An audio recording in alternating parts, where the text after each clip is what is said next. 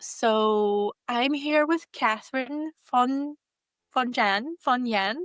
This is why people call me KVJ. So Kathrine is a founder of Tough Day and a former Salesforce chief strategy officer. And one of the reasons why, I reached out to Kathrine, and I'm super honored that you're here, is the fact that you are a future of work visionary. So for many years, through your founder work, through, your executive roles in Salesforce, you've been this visionary of the future of work. And beyond your corporate roles, you also have done a lot of effort in driving ethical technology and empowering diverse voices in tech and the industry. And Kathrine Fonyan, thank you so much for joining. Thank you for having me. I'm very grateful to be here with you. So the first theme that I would love to unpack with you is this actually term that you coined in the industry, which is the human positive lens of AI and work. And so you talk about human positive. I think it's the term you invented. So from your perspective, what does that truly mean in practice? So especially when you consider like the historical relationship between humans and tech. Yeah, it's interesting. I don't think I heard it anywhere, but the language that you hear all the time in tech and elsewhere is human centric. And at some point, I started to think it doesn't really capture what we're trying to do here. Human centric can sound like a process of design as opposed to the outcome that you're looking for. And so whatever we're building, we want it to be human positive. And to your point about the relationship between tech and humans, I think tech can be and has been very human positive. So you have this philosophical question of like, what is tech? And you could go back to the fire, to early tools, to houses and language and art and printing presses and the loom and steam, electricity, all of the technologies that have come along by humans for humans have made life better. I think when we are designing tech well, it is designed to help us and to be human positive. And so now we're entering an era of AI and designing and building AI, but also AI designing and building for humans. And I think, and for other machines, right? There's bot to bot relationships. You have problems fixing themselves in the back end. And, I use this language of human positive AI because I think at the end of the day, we want to create technology that supports humans and humanity and superpowers them, gives them agency, and improves our. So that's kind of where it came from. I absolutely love that, especially that anthropological lens on technology. Like, what is actually technology?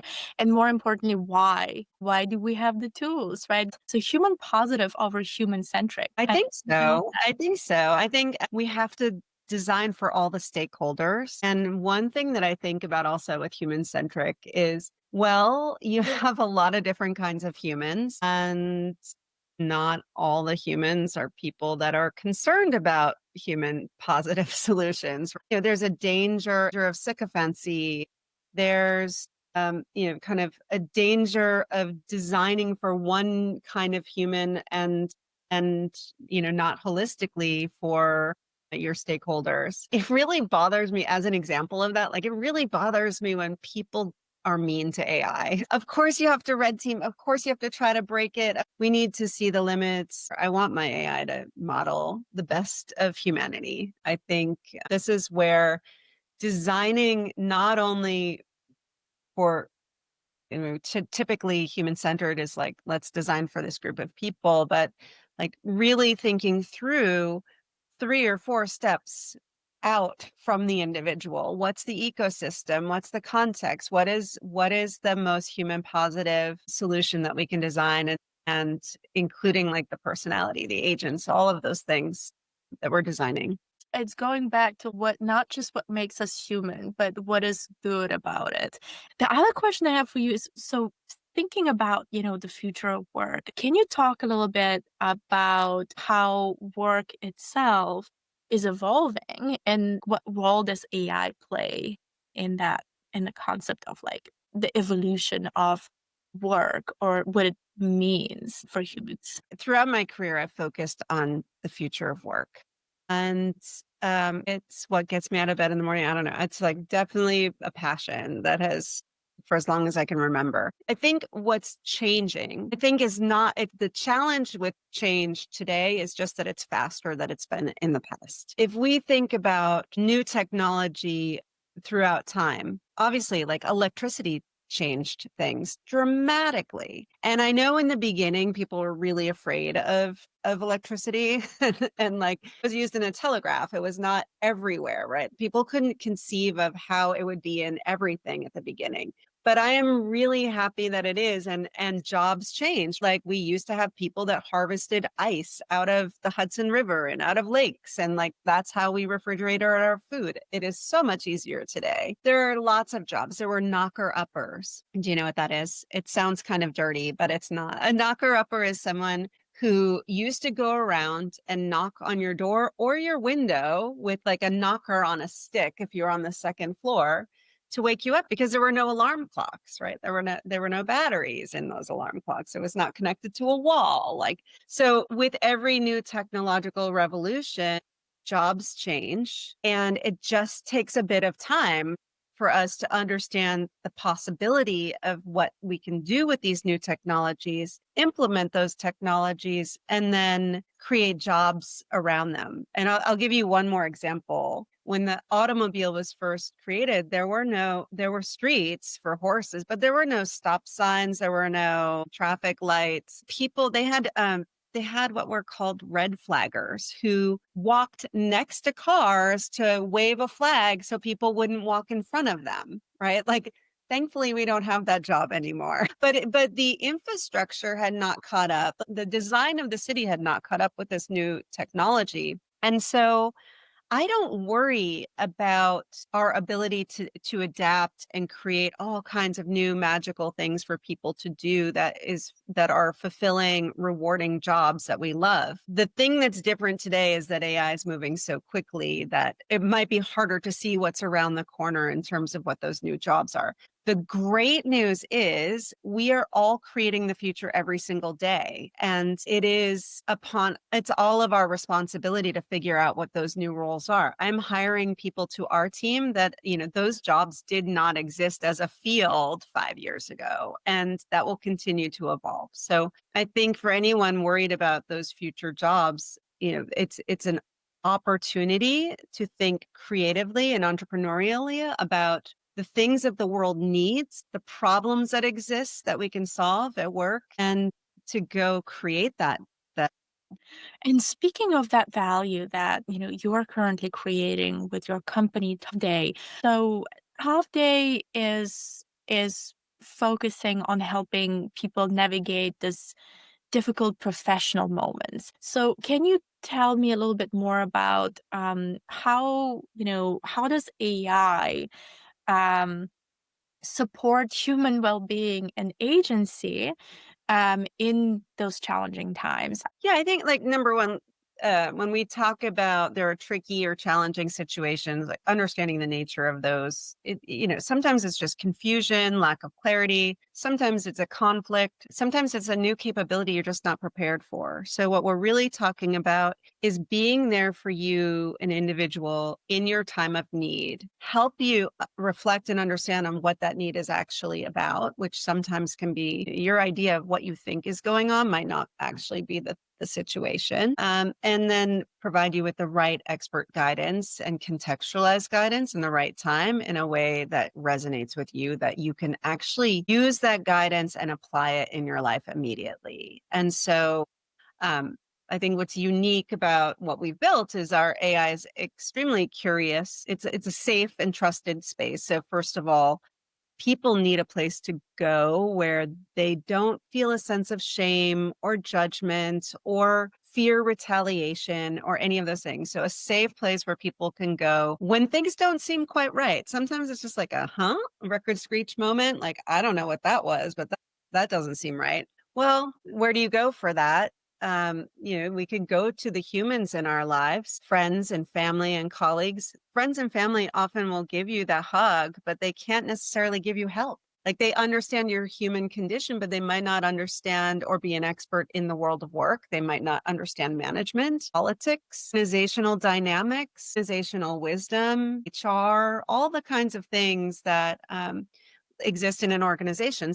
The human side of having a place to go that you trust, married with the expert knowledge and guidance, that's what we're really aiming for here. And the more we can get people to open up about what's going on and ask great questions and get them to share more, the AI can deeply understand what is actually the problem here and can help you understand and diagnose like what that challenge is and what are the most relevant, practical, and helpful solutions to that and tactics for that. Yeah, so basically applying this collective intelligence that exists in an organization, almost like you're speaking to the CEO and the HR and, multiple people who have a lot of experience and contextual knowledge.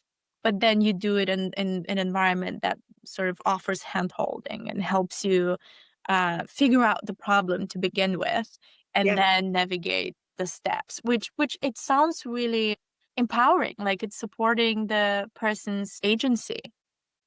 It's not like It's designed to give the individual agency. So we want to build their competency, their clarity around the situation, their competency to handle the situation, and the courage to do something about it, which, frankly can take, you might be working on how am I going to have that conversation with that person for a week before you have the conversation, but at least you're moving towards having the conversation. And sometimes it's just like having a quick unlock will be like, "Oh yeah, like this isn't such a big deal." And I will have that conversation and you'd have it right away. We think there's statistics that show if if you learn something and you don't apply it within 30 days, you will forget 90% of what you learn. And so really what we're trying to do is give a person the place to go when they have a situation, when they need to handle something, and give them the right guidance in that moment and make it actionable for them so that they can have the agency to go do something about it. And then they're going to learn that and then it's going to become second nature. It will become a habit for them. that is absolutely amazing. So that kind of reminds me of the beginning of our conversation and the point that you made on human positive. And this really helps bring the best out in a human by offering tools. AI in this case is a guided tool that helps the human elevate their professional problem solving skills and communication skills and like really elevating that employee's ability to handle difficult situations. Absolutely. And I think it's a very good point that it's largely about communication. And sometimes it's easier to just avoid a conversation. You're especially if you're nervous or you're not quite sure how to have the conversation or the fear of just is there going to be some retaliation for even asking a question. I think there's a lot there that is really just about it's standing in the way of great working relationships. And if people would take the step and have the communication, an effective communication, they can actually work through it really simply. It won't fester. It won't become a bigger deal. You just get through it and start working on real impact. And I think like we've heard that from clients as well. Customers have said like they see their teams working better together. They see their teams showing up more prepared, the email communication is better, or the sort of the noise associated with some challenge goes down or the kind of de-escalates, and then people are really focused on what is the core of the issue and get through it. Yeah, so you, in essence, elevating the quality of the communication and create a safe space for people to think in a more positive direction, to think more about how do I resolve the problem versus, okay, I don't want to talk about it. And then I actually have a question. How do we ensure that, in the space where we'll probably have AI manage more and more of our interactions and be that underlying force that influences and impacts our, communication, our relationships. How do we make sure that the unique human qualities like intuition, like empathy, like creativity, are not just preserved, but are actually amplified through that human positive lens? I think when we're designing for the world of work, we're very cognizant of those human skills and making them stronger and better. How you design for that, I think we're making design decisions every single day about, how do we want to handle this situation or that situation. And we're customizing with different companies every single day. And we're balancing and the potential outcomes. You have to do some scenario planning. I like to call it design gymnastics because someone said this to me once, Scott Rogers, game designer, and he called it design gymnastics. And he said it's like a male gymnast on the parallel bars. The goal of the gymnast is to kick their legs in every single direction. Like they're supposed to use the complete sphere, right? And so when you're designing these experiences, you have to poke holes in all the different directions and imagine what is that going to do for people. And the other muscle that's really important is if you try something, see, you learn something, and then you see a potential downside, then you have to ask yourself, should we kill this feature? I can give you lots of experiences doing that as well. So I think having your guardrails, your values that are really defining your behaviors, that gets into your process so that you're constantly designing for superpowering humans to do better and bring their best creative selves, best problem solving selves to bear. Yeah. Can you tell us a little bit more about your considerations or your motives for starting the tough day? Yeah, I mean, um, I guess throughout my career and even as a child, I saw people struggling at work. I saw, I heard stories and family stories or friend stories, just sharing things that just seemed like, "Oh, gosh, I don't know. Do I ever want to work? Like, this sounds horrible." And I think, it is part of the human condition. We're all going to work and we should love our work and there's dignity in work, there's fulfillment in work. We should all be striving to do something that we do love and that does give you a sense of purpose. So I think for me, I have this kind of idea of sunlight coming into the workplace and every individual having the support that they need in the moment that they need it. And unfortunately, there's just not a lot of that expertise available in an unbiased way, objectively supporting everyone. Like I had this experience designing a solution to help people through this like more in an analog way with humans. That solution doesn't scale. Like we actually found these unicorn people who would provide guidance that had management, HR, ER, employment law expertise, like all of the things. And that is such a rare person to find if you can find them. And then in addition to that, those people have bad days too, so they might not always be in the best state, and they might be overwhelmed or burnt out because, I know like I probably could have spent 200% of my time just handling questions or concerns from folks, right? So to be able to give everyone that that advisor, that confidant that is actually expert enough to help them. That's the vision. We all deserve that service, if you will. Yeah, like that personal advisor, helper, guide in your pocket, essentially. That's really democratizing, that sunshine focused experience at work. Yeah.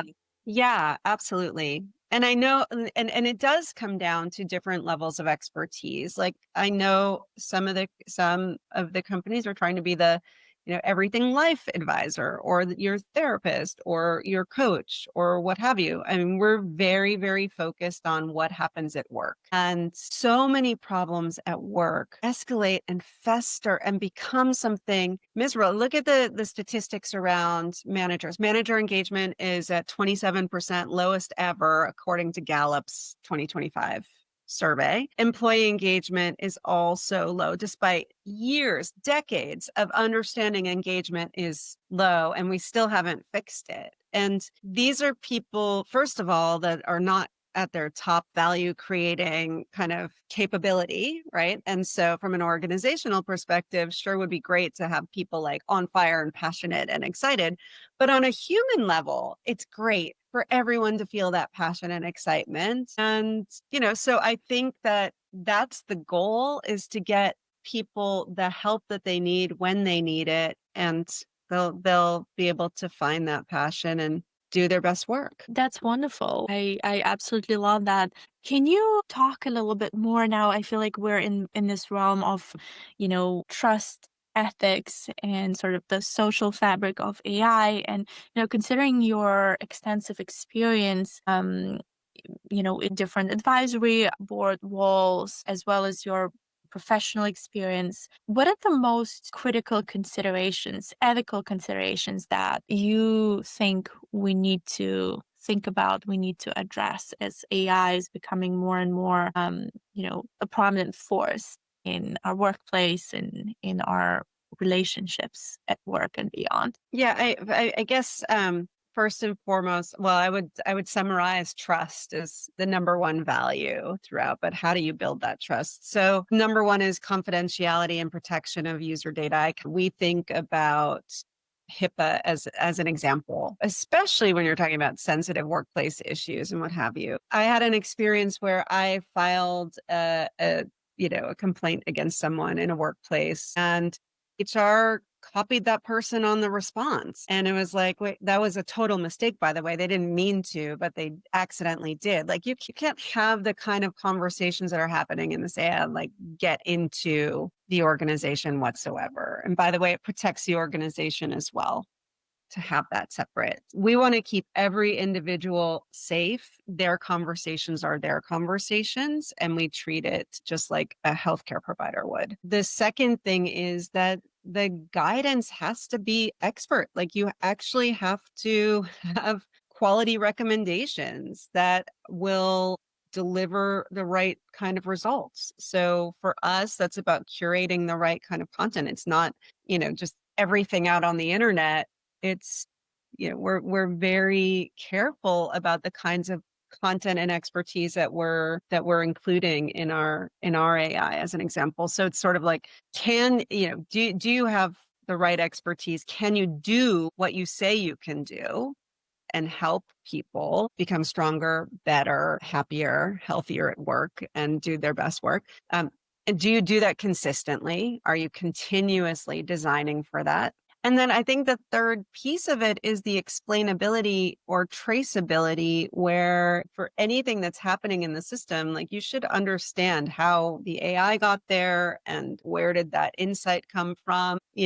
Part of that for us is we have a hallucination defense system. Like, we're very, like, you never want to quote the wrong policy or process or, something. So there's a lot in terms of ensuring trust around both explaining your content and explaining the thought process, and then explaining also the security around that. Yeah. So you mentioned confidentiality, you mentioned like clear guardrails about that engagement, that it sort of remains private. At the same time, it needs to be based on the curated data sets that are not going to create the experience of a very generalist, of sort of about everything output, but very, very relevant to that specific organizational setting and the personal problem space. And you also mentioned transparency, so kind of moving away from that AI is a black box of, I don't really know what's happening with my data, but there are very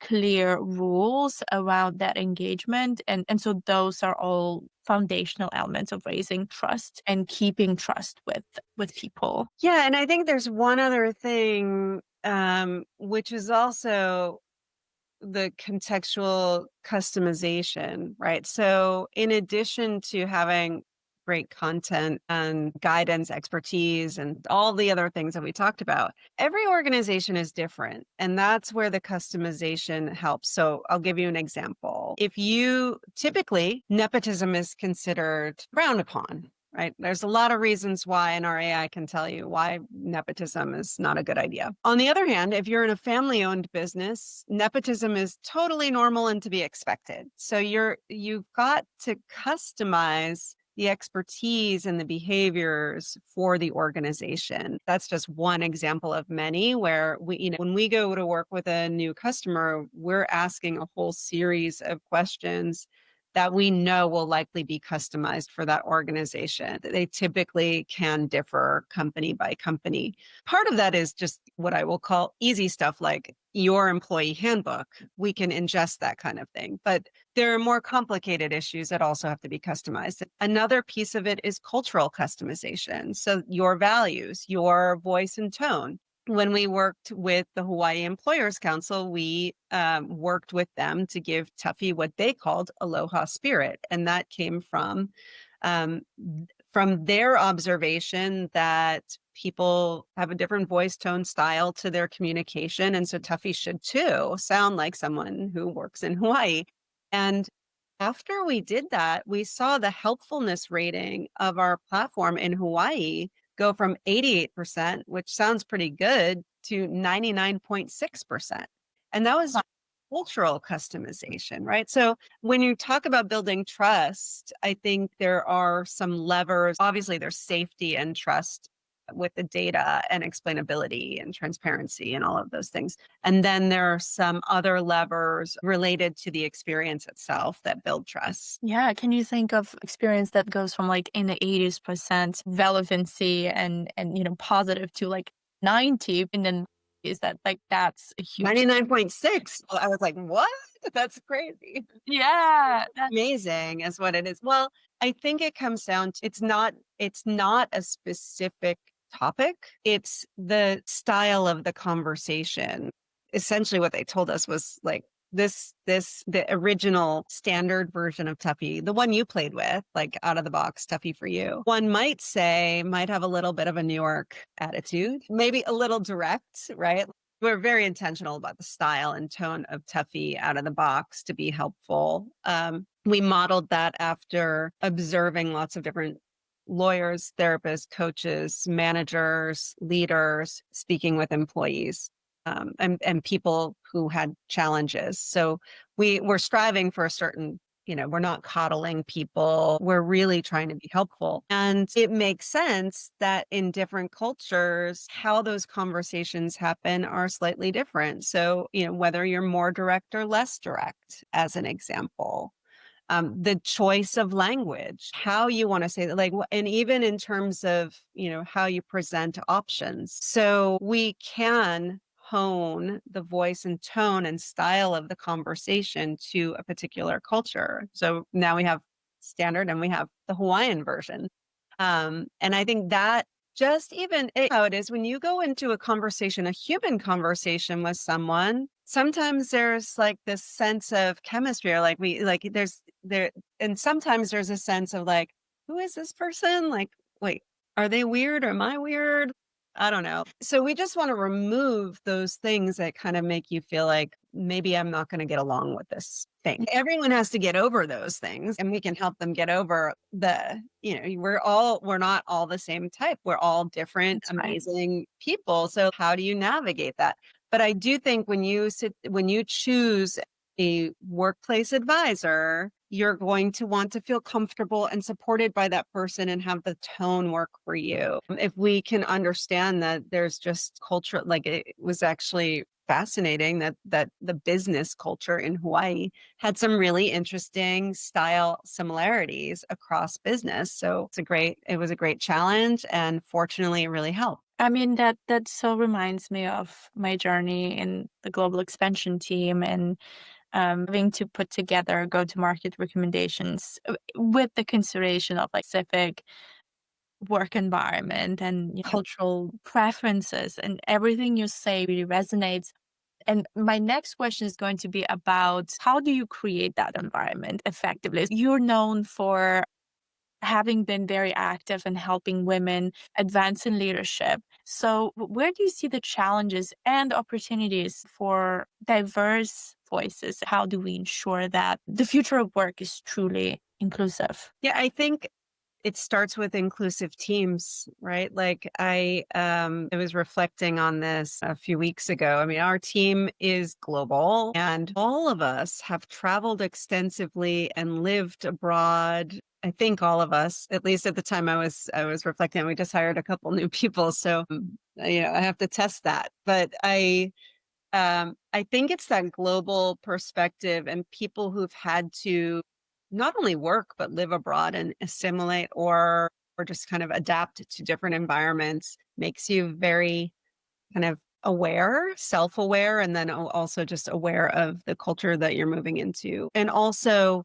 I think it's just out of habit when I see a homogeneous group, whatever that group is, on a board, in a leadership team, on a design team, it's just kind of a head scratching moment for me. Like, how how can it be that all the people on the team have the same kind of general life experience? And I believe that building diverse teams brings different points of view, certainly, the different lived experience, different questions people have explored. That when we get into a conversation about a feature or a guardrail or whatever the topic happens to be, what we do to celebrate someone, like across it doesn't matter what the topic is, we're bringing in these different voices and experiences into that dialogue, and that makes us stronger. And I believe that makes AI stronger when it's designed that way. That's right. In your view, it all starts with the people that you build with. So, essentially, bringing in those perspectives from the immediate relationships that you have while you're creating the solutions. Yeah, and it's generational. It's lots of different things, experiences, and we it's almost like red teaming in any kind of dialogue, right? It's welcoming those voices and that perspective and those questions. Like sometimes it's just about the curiosity like, and when we talked about that design gymnastics and going in all different directions of inquiry, you have to have lots of experience to understand what are all the questions I could be asking right now. So everyone's got a range of experience and that's their curiosity. Just think about the parallel bars of the design gymnastics getting way bigger when you have more people on the parallel bars. And channeling your future of work visionary, we've seen throughout the history that new technology, new tools also help shape social structures and new power dynamics. And so, with AI, what are the potential pitfalls that you caution us, and how do you mitigate um, those scenarios? I think one of the things I hear is one downside could be this shift from being social to being very individually focused. Everyone having their own AI and that they turn to that instead of other humans. I don't share that vision. It may be a concern, and I think this is why we need more people in the game because we are social creatures, and I believe that AI can help us become even more effective socially and build deeper connections and better relationships and have more time for those relationships and more self-aware and more curious. But I think the downside or the things that I worry about um, are things like power and inequality, access to these technologies, access to building new capabilities, uh, and manipulation, misinformation. I worry about nefarious players kind of seizing power. Ultimately, I think one of the levers of that also is who's getting the funding, who's getting the money, who has the deepest pockets, right? They can be exacerbated by AI, but we can also design around them with AI. And I think that's the exciting part is democratizing these tools and giving more people access to the right guidance at the right time. AI can also be the force that helps further democratize and further build on the knowledge and the connections that exist. It can help us be more patient with one another, more curious about each other, more vulnerable with each other, like solve all our biggest challenges together. And that's what's exciting. It seems sort of distinct from, your work in AI and technology, but how might the skills that you fostered through music, creativity, art, how can those skills become even more critical in shaping that positive side of the world that we just spoke about? What are the parallels that you see between human creativity through arts and really supporting human agency and human thriving? Well, it's a lovely question because I don't really get to talk much about being an artist, but it is really deeply who I am. I grew up as an artist. I went to art school after school every day. I kind of thought I would be an artist, and then I felt being an artist can be a little bit lonely. But all of those skills, capabilities, what have you, that they were incredibly and still are very useful in the world. And I think about the world as my canvas. I'm oil painter. I do some watercolor. I've done it all, pottery, and really you can look at any craft project. I just love to make things. And I've done that since I was a little kid. And so the thing about that, I think for everybody is there's some curiosity, there's creativity and ingenuity, doing things differently and creating something that doesn't exist in the world today. Even if that's just a small watercolor, in whatever kind of way you practice those skills, like the courage to put your art in the world, to make something that didn't exist before, and to learn by doing. Like, there's been a lot of bad art in my like I've produced a lot of bad art. I do a lot of what I'll call first pancakes and even using AI for art, which is also really fun. So like there's also a joy to it. But I think all of that learning by doing, experimenting, being curious, and having the joy of creativity and problem solving, that is at the heart of this. I think the fundamental human condition that can help all of us embrace this technology, thrive with this technology, and make the world a better place. The curiosity, sort of like the blank canvas. What can I create there?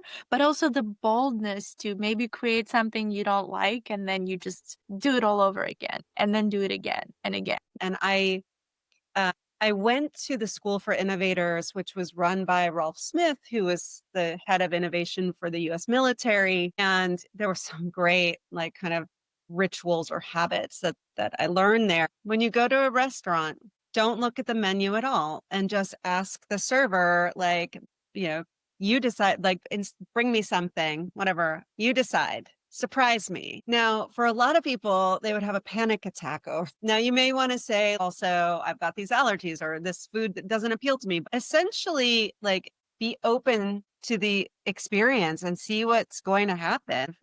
It's a different way to walk into a situation called restaurant, and it's a different way to handle ordering. And it's like a new way to challenge yourself to get uncomfortable. We had to do rock climbing. In this case, it was in a gym and everybody's going to fall. But the other magical thing is every once in a while, someone would get one of those grips and you're like, oh my God, like, I mean, if you don't try, you can't, it's not, you won't do it. Right. So I think as we move through life, where we get in these habits and rituals and comfort zone, and we have a lot of those that have been established in the last 20 years with the internet and mobile and social, we're just at the next point with AI where we need to think differently, challenge the status quo, and be open and kind of get in the habit of new, uncomfortable experiences being fun and exciting. And we're going to learn and create from those experiences. Absolutely inspiring. Thank you so much, Kathrine, for your guidance, for making the time to